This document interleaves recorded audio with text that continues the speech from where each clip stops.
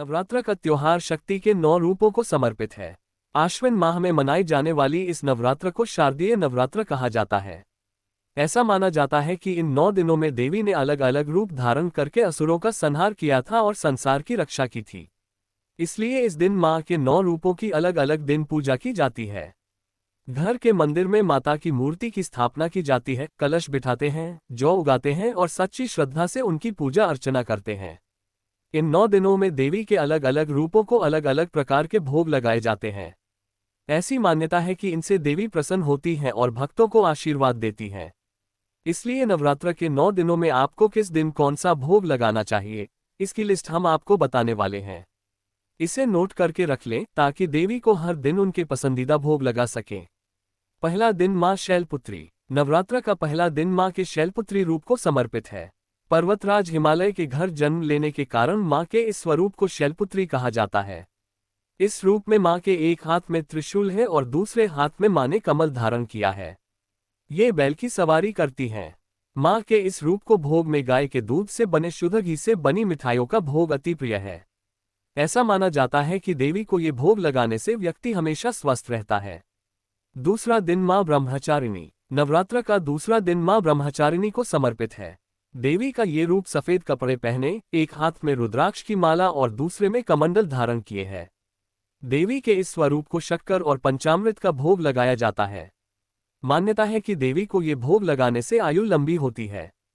तीसरा दिन माँ चंद्रघंटा। नवरात्र का तीसरा दिन माँ चंद्रघंटा को समर्पित है। देवी के इस स्वरूप के 10 हाथ हैं, जिनमें उन्होंने अलग अलग अस्त्र शस्त्र धारण किए हैं और माँ शेर पर सवारी करती हैं। देवी के शीश पर आधा चंद्र है, जिसके कारण इस रूप को चंद्रघंटा कहा जाता है।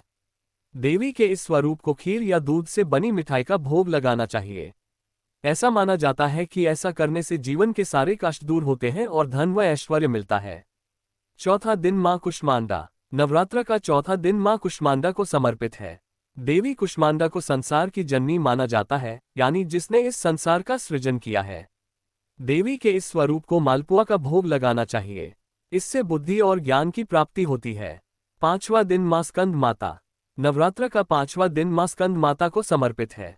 स्कंद कुमार यानी भगवान कार्तिकेय की माता होने की वजह से देवी के स्वरूप को स्कंद माता कहा जाता है। इस रूप में देवी की गोद में कार्तिकेय बाल रूप में विराजमान है। देवी के इस रूप को केले का भोग अति प्रिय है। छठा दिन माँ कात्यायनी। नवरात्र का छठा दिन माँ कात्यायनी को समर्पित है। देवी के 4 हाथ हैं और वो शेर की सवारी करती हैं।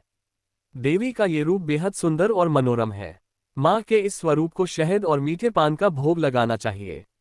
ऐसा माना जाता है कि ये भोग लगाने से सुंदरता में वृद्धि होती है। 7वां दिन माँ कालरात्रि। नवरात्र का 7वां दिन माँ कालरात्रि को समर्पित है। देवी ने इसी स्वरूप में राक्षस शुंभ और निशुंभ का वध किया था। देवी के इस स्वरूप को गुड़ या गुड़ से बनी मिठाइयों का भोग लगाना चाहिए।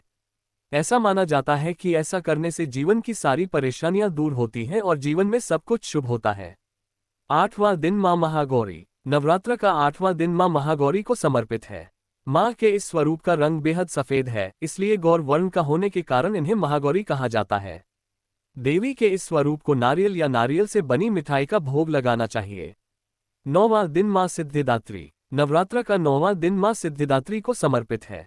इन्हें सभी प्रकार की सिद्धि देने वाली देवी कहा जाता है। देवी के इस स्वरूप को खीर, पूरी और हलवा का भोग लगाना चाहिए।